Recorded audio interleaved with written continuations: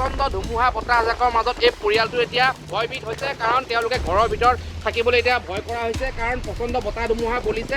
যিকোনো মুহূৰ্তত গছ গছনি ভাঙি তেওঁলোকৰ ঘৰটো নষ্ট কৰিব পাৰে, তাৰ কাৰণে ভয়ত তেওঁলোক ওলাই অহা পৰিলক্ষিত হৈছে। হয়তো কিছু সময়ৰ পিছতে প্ৰচণ্ড বৰষুণ আহিব পাৰে, তাৰ কাৰণেও তেওঁলোকে এতিয়া ভয়বিত হৈছে। আৰু এয়া আমি দৃশ্যাংশ দেখুৱাবলৈ চেষ্টা কৰিছোঁ, কেনে ভয়ংকৰ পৰিৱেশ, প্ৰচণ্ড বতাহ ধুমুহা। আৰু এই প্ৰচণ্ড বতাহ ধুমুহাৰ মাজত এই পৰিয়ালটোৱে এতিয়া এনেদৰে কিন্তু ভগৱানক কাকুতি মিনতি কৰিবলগীয়া এক পৰিৱেশৰ সৃষ্টি হৈছে।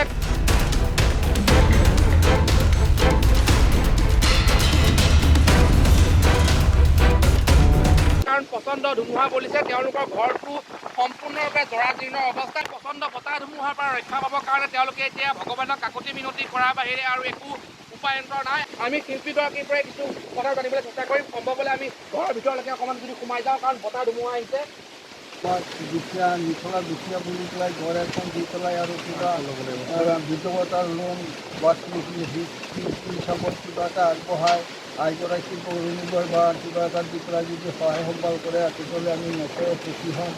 আজি এই 40-50 বছৰ ধৰি পেলাই এনেধৰণেই ভোগ কৰি আছোঁ। কৃষ্ণ। আপুনি এসময়ত হাতী ফন্দি আছিলে? হয়, আছিলোঁ।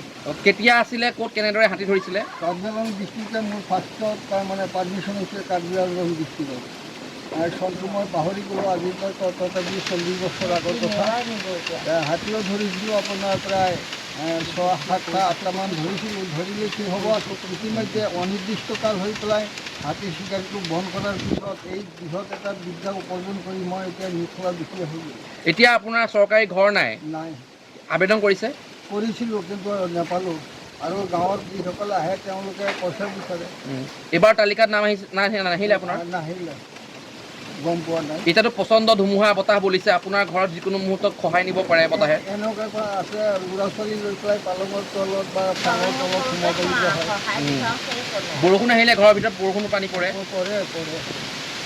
কোনফালেদি গৈ আনিম আৰু। এতিয়া দেখা গৈছে যে বতাহ ধুমুহা অহাৰ কাৰণে আপোনালোকে ভয়ত বাহিৰলৈ ওলাই আহি ভগৱানক কাকতি মিনতি কৰিছে। কিয় এনেকুৱা পৰিৱেশ? কাৰণ পৰিৱেশটো মানে এতিয়া আমি কি কৰিম, উপায়বিহীন। এতিয়া তেওঁৰ ওচৰত আমি সমাজকে চাইছোঁ আৰু এই ঘৰটো থৈ পেলাই নিচলা ল'ৰা ছোৱালীকেইটা লৈ পেলাই ভুগি আছোঁ।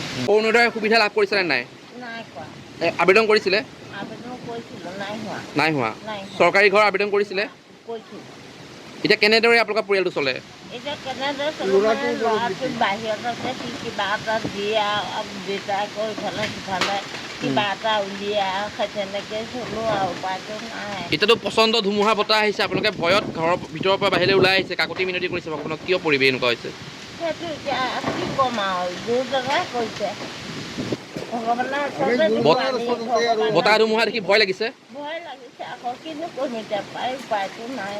কাৰ ঘৰত সোমাম গৈ পেলাই, মাৰিলে মাৰিব আৰু ঘৰে হেঁচা মাৰি পেলাই, সেইটোৱে চিন্তা কৰোঁ। বৰষুণ আহিলে ঘৰৰ ভিতৰত পানী পৰে? পানী পৰে।